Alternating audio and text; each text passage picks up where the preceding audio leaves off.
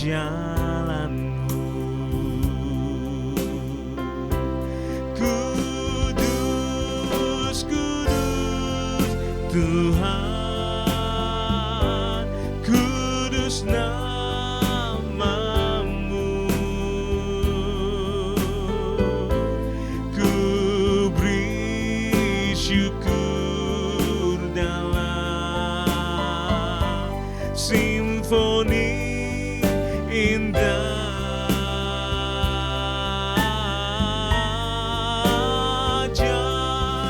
Ajaib Tuhan, ajaib namamu. Nama yang beri menang, Yesus namanya.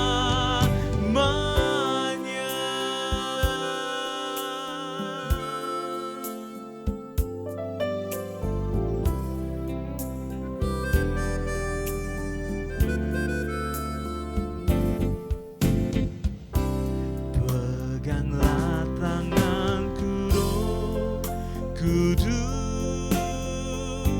setiap hari. Ku tak dapat jalan sendiri tanpa Roh-Mu. Bawalah diriku kepada segala kebenaran,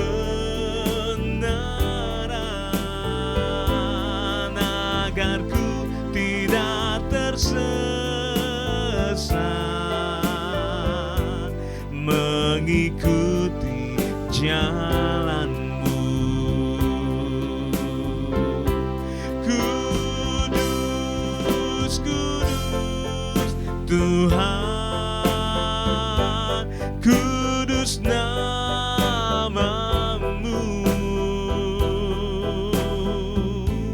Ku beri syukur dalam simfoni indah.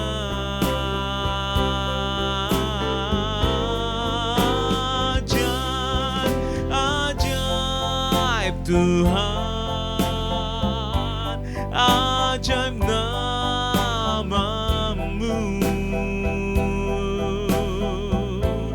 Nama yang beri menang, Yesus namanya. Kudus,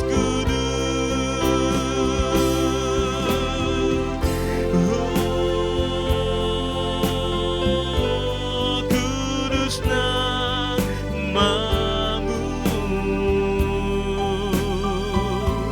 Ku beri syukur dalam simfoni indah.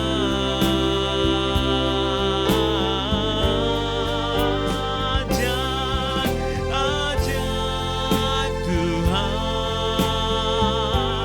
ajaib namamu. Nama yang beri menang, Yesus namanya. Kudus, kudus, kudus Tuhan, kudus namamu.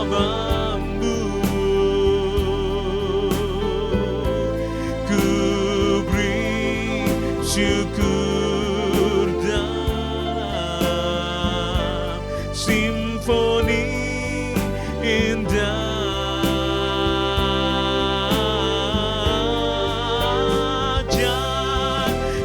Ajaib Tuhan, ajaib namamu.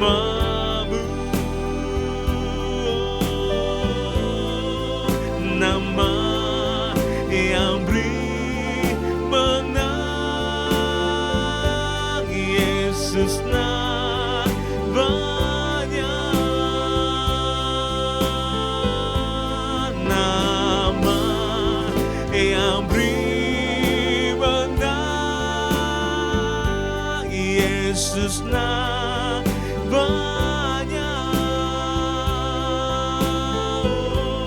nama yang beri menang, Yesus namanya.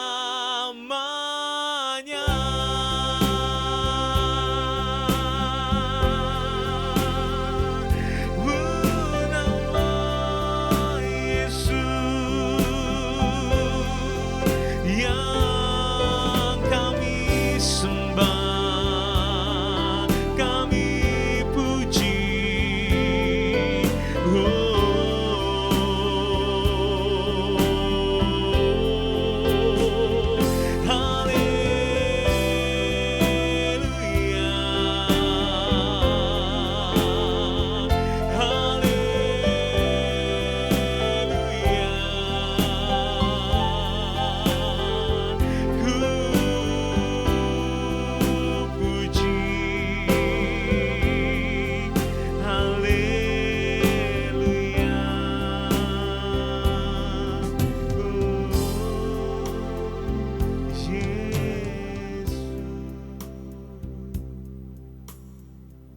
Selamat pagi Bapak Ibu sedang kasih Tuhan, apa kabar?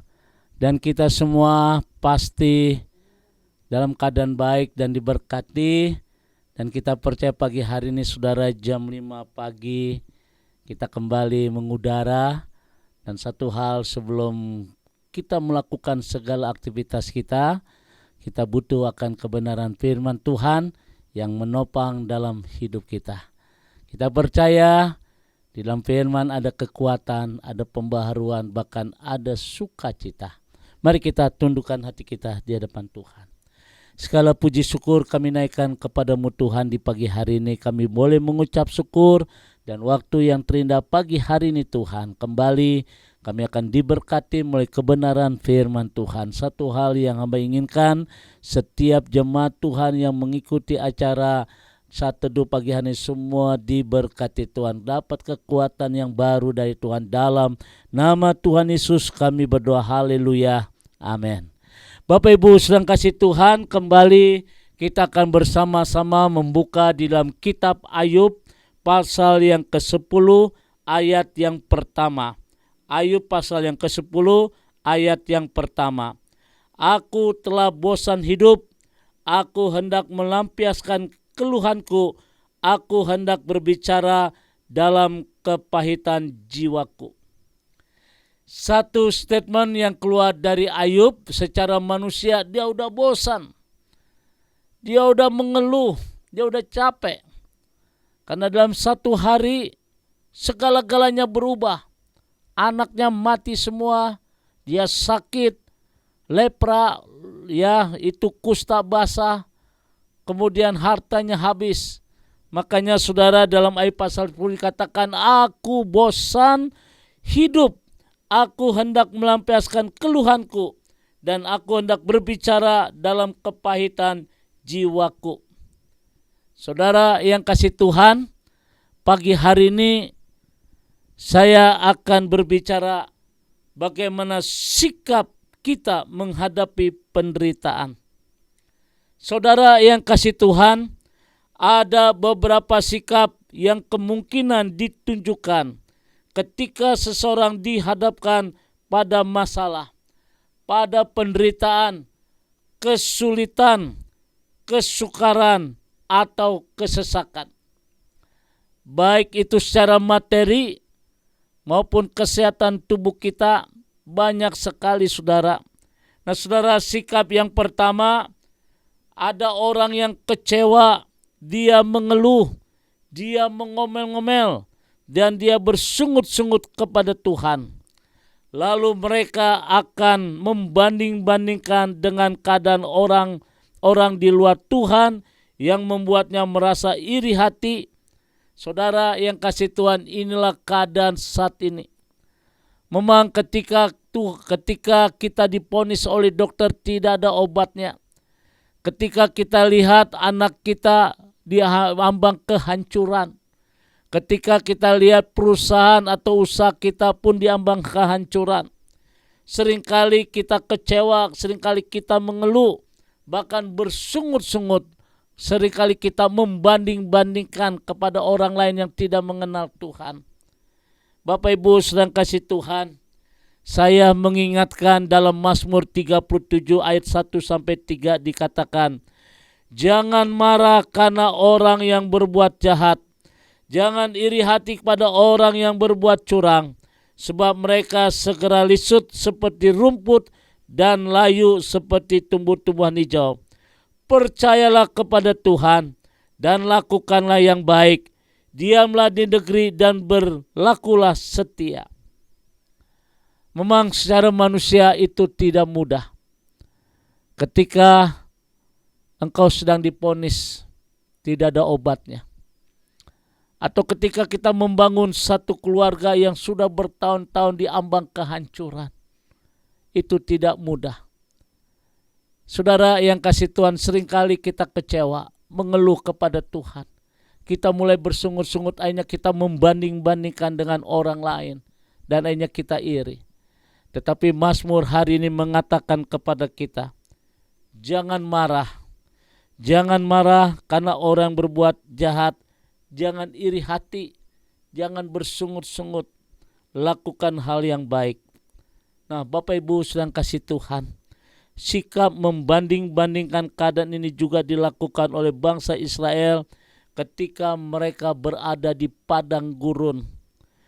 Ya, mengapakah Tuhan membawa kami ke negeri ini? Supaya kami tewas oleh pedang dan istri serta anak kami menjadi tawanan? Bukankah lebih baik pulang ke Mesir? Dan ini ungkapan dari bangsa Israel pada waktu mereka keluar dari tanah Mesir, pada saat mereka menghadapi satu tantangan yang hebat. Mereka menyalahkan Tuhan. Apakah di Mesir tidak ada kuburan untuk kami? Kenapa Tuhan membawa kami ke padang rumput ini? Kenapa Tuhan membawa kami dan menawan anak-anak kami terhadap musuh? Saudara yang dikasih Tuhan, kita harus ingat kepada ikan yang kita bawa ke Mesir dengan tidak membayar apa-apa. Kepada mentimun dan semangka, bawang perai, bawang merah, dan bawang putih, tetapi sekarang kita kurus kering, tidak ada sesuatu pun apapun kecuali mana ini saja yang kita lihat. Ini satu ungkapan di dalam Bilangan 11 ayat 5-6, satu keluhan bangsa Israel yang Tuhan sudah tolong bangsa ini dari tanah perbudakan. Mereka mengungkit-ungkit kembali. Mereka tidak bawa bawang merah, bawang putih, tapi mereka hanya terima mana setiap hari. Itu Tuhan berkati, saudara. Tuhan sediakan, tapi bangsa ini selalu bersungut-sungut. Itulah sikap yang pertama ketika seseorang menghadapi masalah, penderitaan, persoalan, bahkan kesukaran hidup. Yang kedua adalah meninggalkan Tuhan. Karena terbentur masalah, ada banyak orang Kristen yang tidak lagi bersungguh-sungguh mengikut Tuhan. Mereka mulai cari peramal, mereka mulai mencari jalan alternatif karena mereka sudah putus asa, mereka sudah mulai kehilangan arah, dan akhirnya mereka menyerah dalam keadaan seperti itu. Berani menyangkal iman dan akhirnya meninggalkan Tuhan. Mereka tergiur dengan tawaran-tawaran dunia yang memberi solusi untuk masalah. Saudara yang kasih Tuhan, inilah yang kedua ketika kita menghadapi tantangan masalah seperti itu. Kalau Bapak Ibu membaca 2 Timotius pasal 4:19 dikatakan, Demas telah mencintai dunia ini dan meninggalkan aku. Ia telah berangkat ke Tesalonika. Saudara, contohlah seperti Paulus yang terus berjuang untuk melayani Tuhan, sekalipun harus melawan berbagai penderitaan dan nyawa menjadi taruhannya. Inilah yang dilakukan oleh Rasul Paulus. Saya berharap pagi hari ini saya tidak tahu menjadi penderitaan masalah dalam hidup saudara. Namun satu hal yang pasti, jangan sampai engkau kecewa. Jangan sampai kau meninggalkan Tuhan. Bila kita mudah kecewa kepada Tuhan hanya karena terbentur dengan satu keadaan yang tidak mengenakan, berarti motivasi kita itu salah dalam mengikut Tuhan. Mengikut Tuhan jangan hanya mau yang enak-enak saja, tapi harus ada harga yang harus dibayar. Saya percaya hari ini ketika kita setia mengikut Tuhan, ketika kita setia mengiring kepada Tuhan, apa yang kita tabur itulah yang akan kita tuai. Sebab Yeremia 29 dikatakan, rancanganku padamu bukanlah rancangan kecelakaan, bukanlah rancangan kebangkrutan, tapi rancangan damai sejahtera yang menjadikan masa depanmu penuh harapan. Saya percaya di balik duka cita ada sukacita. Nah, oleh karena itu hari ini kita percaya, jadikan kita tetap kuat di dalam Tuhan. Di tengah-tengah masalah, di tengah-tengah penderitaan yang kita hadapi, saya percaya bahwa Tuhan tidak pernah meninggalkan kita. Tuhan memberkati. Mari kita berdoa. Segala puji syukur kami naikkan kepadamu Tuhan di pagi hari ini. Kami berdoa bahwa tidak ada perkara yang mustahil bagi Tuhan. Dan Yesus berkata, tidak ada perkara yang mustahil juga bagi orang percaya. Di tengah-tengah masalah, di tengah-tengah penderitaan, persoalan yang kami hadapi, baik dalam rumah tangga, baik dalam ekonomi, di dalam segala bidang, kami berdoa dalam nama Tuhan Yesus. Tuhan sanggup menuntun kami ke satu lembah yang hijau dengan padang rumput yang hijau. Bahkan kami percaya bahwa Tuhan tidak pernah meninggalkan kami. Yang sakit Tuhan akan sembuhkan, yang lemah diberikan kekuatan dalam nama Tuhan Yesus. Kami percayakan umat-Mu malam ini dan pagi ini dalam nama Tuhan Yesus. Kiranya kami percaya Tuhan memberkati kami di saat kami bekerja, di saat kami usaha. Tuhan memberkati anak-anak kami dalam studi. Jaga dan pelihara Tuhan sertai mereka. Tidak ada orang yang jahat, tidak ada kegagalan, tidak ada kebodohan. Anak-anak kami menerima satu hal yang indah dari Tuhan. Di dalam nama Tuhan Yesus. Terima kasih Bapa di surga. Kami boleh mengucap syukur di pagi hari ini dalam nama Tuhan Yesus. Haleluya. Amin. Bapak Ibu sedang kasih Tuhan, kembali saya ucapkan selamat beraktivitas. Tetap semangat di dalam Tuhan. Jaga kesehatan. Kita percaya bahwa Tuhan akan ambil bagian dalam hidup kita. Tuhan memberkati. Sekarang arahkan hatimu, angkat kedua tanganmu dan terimalah berkat dari Tuhan. Kasih, kemurahan, damai sejahtera dari Allah Bapa di surga. Cinta kasih dari Tuhan kita Yesus Kristus di dalam persekutuan Roh Kudus memberkati kita semua hari ini sampai Maranatha. Tuhan Yesus akan datang kembali. Yang diberkati berkata, amin.